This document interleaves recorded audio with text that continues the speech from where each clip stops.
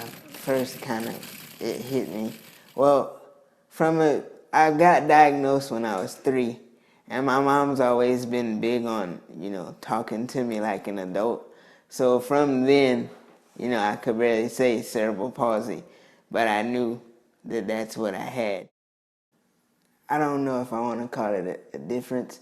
Well, it is, but I don't really like the way the word different comes off, because I do feel like I'm just a normal person.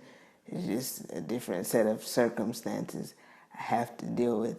So yeah, as a younger kid, you look at other kids and, they go do things like monkey bars and playing, football and sports and stuff. And you go, I want to do that too. But it's hard because you can't. But, you feel like you should be able to, and you have to fight that feeling of, oh, I'm not good enough, or I'm weird.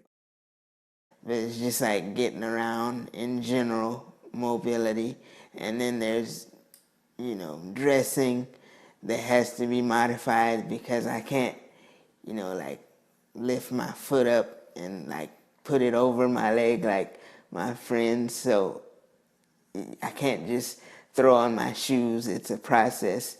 Can't throw on my socks, it's a process. Can't put on pants or shorts just in 0.25 seconds like everybody else in the world. It's a process, but it's my process. I embrace it. It makes me a better person. I wouldn't change anything, because if I were to change one thing, then it would change everything. And I'm pretty happy with the person I've been able to become. And then as far as college goes, I always wanted to go, and it wasn't the mental things like the schoolwork that were in the way. It was more of the physical things I mentioned earlier that I had to conquer and figure out how to do, like dressing, putting your shoes on, things like that were really what stood in my way.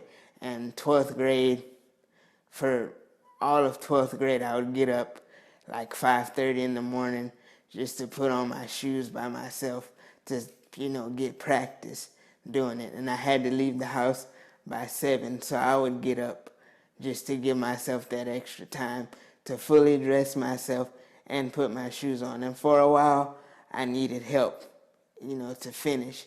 But I got to the point where I was independent enough with it for, my parents to say, or my mom rather, to say that you can go. We can't stop you now, because what you couldn't do, you can now do.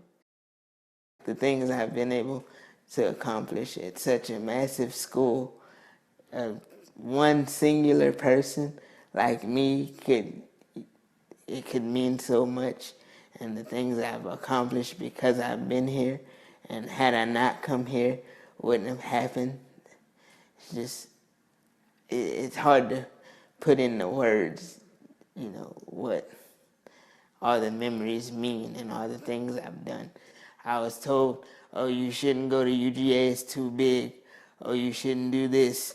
And, like I'm about to graduate in 53 days from the time this was recorded. So, every day when I felt like this is too much or whatever, I think of those people that are like, you couldn't do it. And I'm about to do it. But if I can go and do this for 4 years, not knowing if I could put my shoes on consistently, then you can do whatever it is that's holding you back too. So just go for it. Take that leap. If you fall, just fall knowing that you put everything into it, every ounce and every fiber of your being. And if you do that, then you can go out a champ. But, you might take that leap and make it happen. You just have to believe that it's possible.